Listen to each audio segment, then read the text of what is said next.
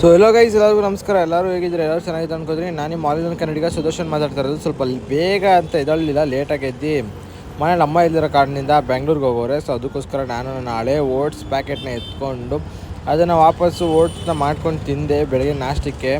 So ಅದಾದಮೇಲೆ ಸ್ವಲ್ಪ ಹೊತ್ತು ನಾನು ರೆಸ್ಟ್ ಮಾಡಬೇಕು ಅಂತ ಅಂದ್ಕೊಂಡೆ, ಬಟ್ ಆದರೆ ರೆಸ್ಟ್ ಮಾಡೋಕ್ಕಾಗಲಿಲ್ಲ. ಯಾಕಪ್ಪ ಅಂತಂದರೆ ಎಲ್ಲ ಹೊರಗಡೆ ಹೋಗಬೇಕಿತ್ತು. ಅದಕ್ಕೋಸ್ಕರ ಓಟ್ಸ್ನೆಲ್ಲ ಚೆನ್ನಾಗಿ ತಿಂದ್ಕೊಂಡು ಅಲ್ಲಿಂದ ಫಸ್ಟ್ ರೆಡಿಯಾಗಿ ನಾನು ಹೊರಟಿದ್ದೆ ಗುತ್ಲೂರು ರೋಡಲ್ಲಿರುವಂಥ ಒಂದು ಶಾಪ್ಗೆ. ಸೊ ನಿಮ್ಗೆ ಇದು ಆಲ್ರೆಡಿ ಒಂದು ವೀಡಿಯೋ ಮಾಡಿದ್ದೀನಿ, ಸೊ ನೋಡ್ಬೋದು ನೀವು.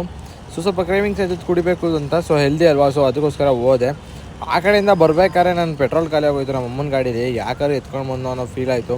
ಸೊ ಅದಾದಮೇಲೆ ಪೆಟ್ರೋಲ್ ಹಾಕಿಸ್ಕೊಂಡು ವಾಪಸ್ ಮನೆಗೆ ಹೋಗ್ತಿದ್ದಂಗೆ ನಮ್ಮ ಡ್ಯಾಡಿ ಫಸ್ಟು ಹೋಗಿ ಹಾಲು ಕೊಟ್ಬಿಟ್ಟು ಬಾ ಅಂತಂದರು. ಸೊ ಅದಕ್ಕೋಸ್ಕರ ಹಾಲು ಕೊಟ್ಬಿಟ್ಟು ಬಂದು ಸ್ವಲ್ಪ ಮಳೆ ಬಂದಿತ್ತು. ಮಳೆ ನಿಂತ್ಮೇಲೆ ನಾನು ಜಿಮ್ಗೆ ಹೋದೆ.